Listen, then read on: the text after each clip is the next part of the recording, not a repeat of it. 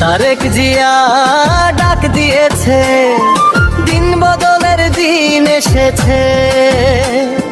কৃষক শ্রমিক সবাই মিলে গর্ব নতুন বাংলাদেশ, দুর্নীতি আর অবিচার করব এবার শেষ। নতুন আলো ফুটুক এবার সবাই